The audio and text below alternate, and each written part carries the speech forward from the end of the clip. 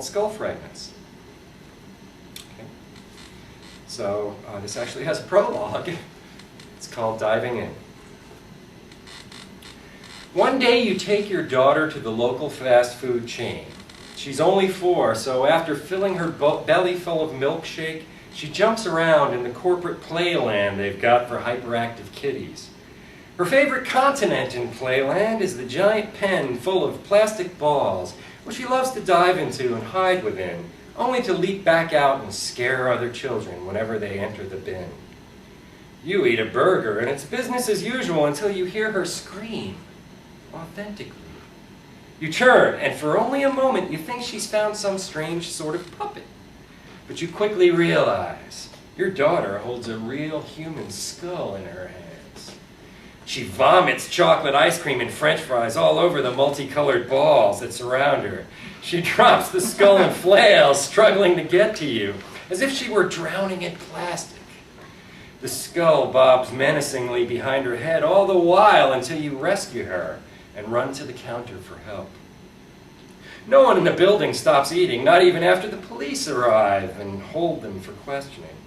The restaurant manager sweats when they grill him, but otherwise just seems confused. You and your daughter are interrogated thoroughly at the scene, given a business card with a badge on it, and told to avoid any reporters and be available for a follow-up conversation.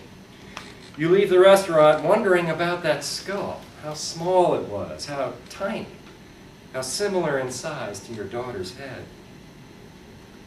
On the news that night, you learned that what your daughter had stumbled upon was just the beginning of a much more disturbing nightmare.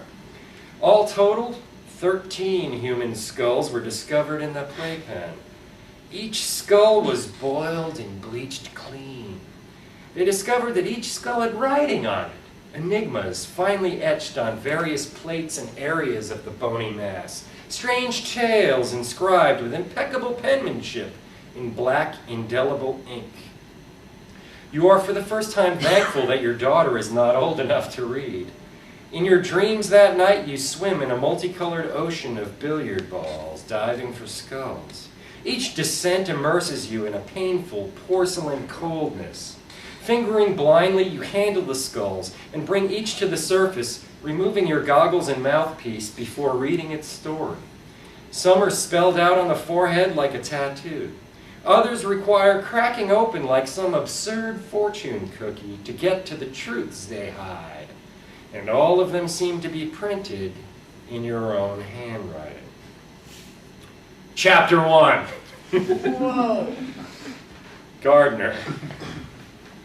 I hated every single word he ever spoke, so I clipped his spinal cord and turned him into a vegetable.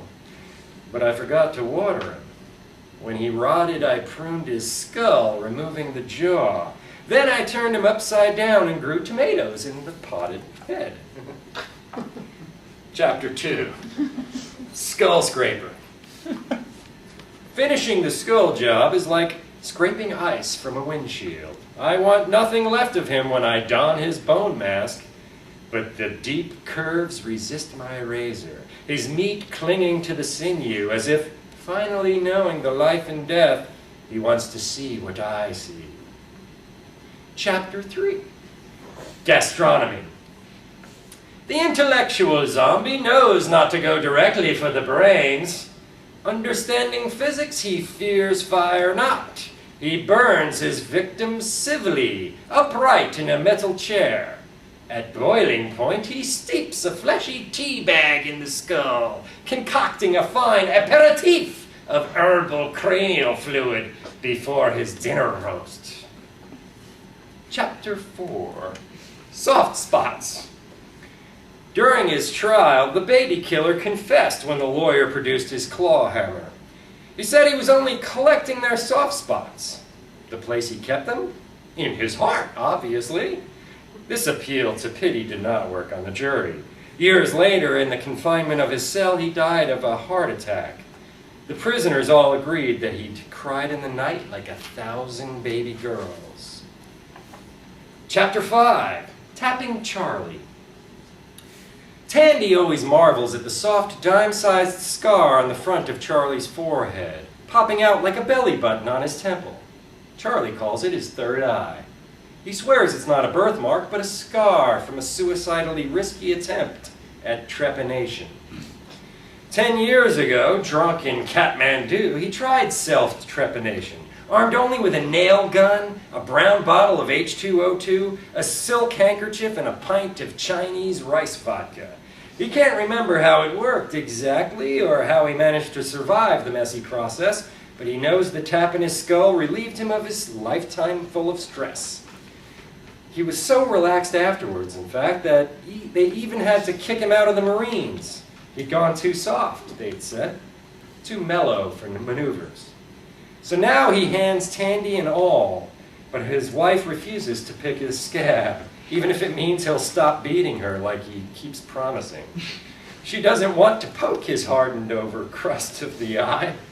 Instead, she goes for one of his two good ones.